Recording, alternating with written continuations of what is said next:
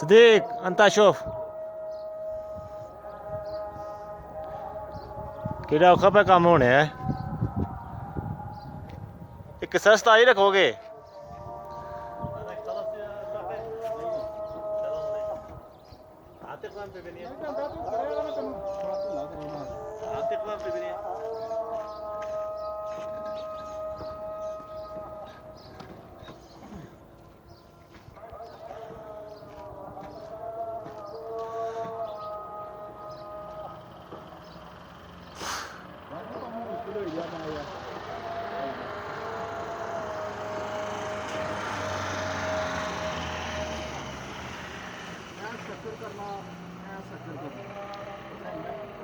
ਇਹਦੇ ਲਾ ਲਿਆ ਇਹਦੇ ਬੜਾ ਔਖਾ ਕੰਮ ਹੈ।